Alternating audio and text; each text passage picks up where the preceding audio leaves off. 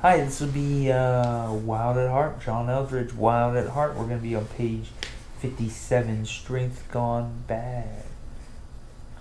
Adam falls, and all of his sons with him. After that, what do you see as the story unfolds? Violent men or passive men? Strength gone bad? Cain kills Abel. Lamech threatens to kill everybody else. God finally floods the earth because of the violence of men, but it's still going on. Sometimes it gets physical, most of the time it's verbal. I know Christian men who say the most awful things to their wives, or they kill them with their silence, a cold, deadly silence. I know pastors, warm and friendly guys in the pulpit, who from the safety of their office send out blistering emails to their staff. It's cowardice, all of it. I was intrigued to read in the journals of Civil War commanders how the men you thought would be real heroes end up just the opposite. Roughs that are always ready for street fighting are cowards on the open battlefield, declared one corporal. A sergeant from the same division agrees. I don't know of a single fist-fighting bully, but what he makes a cowardly soldier. The violence, no matter what form, is a cover-up for fear.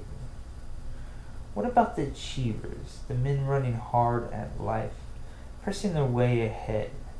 Most of it is fear-based as well. Not all of it, but most of it. For years I was driven, type A, hard-charging perfectionist. I demanded a lot of myself and of those who worked for me. My wife didn't like to call me at work, for, as she said, you have your work voice on. In other words, your fig leaf is showing. All that swaggering and supposed confidence and hard charging came out of fear. And the fear that if I did not, I would be revealed to be less than a man. Never let down, never drop your guard, give 150%. Achievers are a socially acceptable form of violent men, overdoing it in one way or another. Their casualties tend to be their marriages, their families, and their health. Until a man faces this honestly, and what's really behind it, he'll do great damage. Then there's the passive men. Abraham is a good example. He's always hiding behind his wife's skirt when the going gets rough. When he and his household are forced by a famine down to Egypt, he tells Pharaoh that Sarah is his sister so that he won't be killed. He jeopardizes her in order to save his own skin.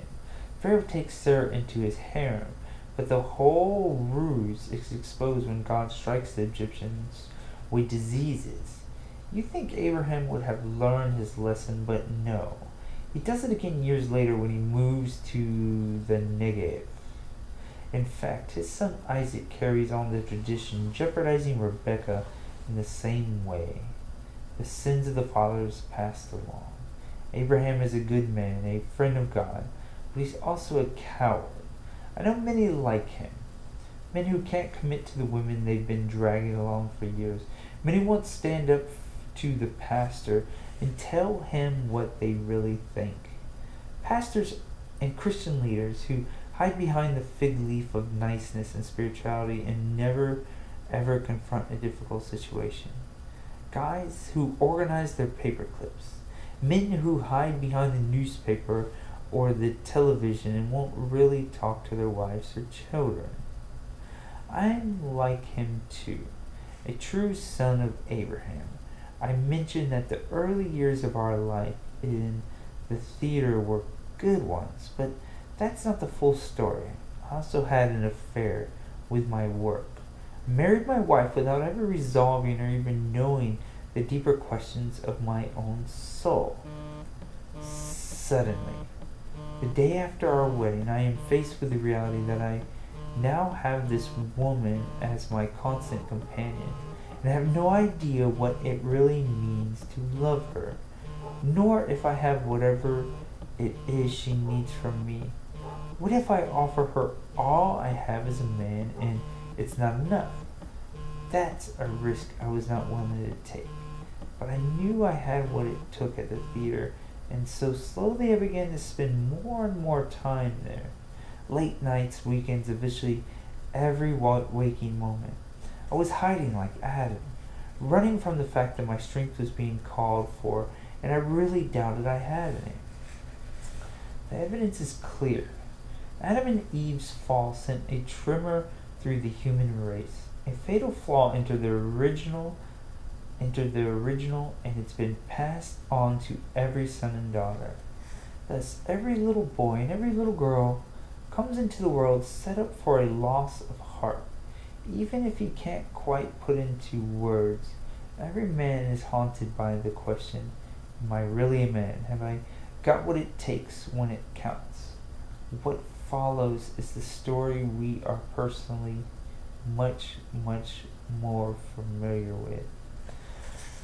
Alright, so that's ending, that was page 57 to 59. That is Strength Gone Bad.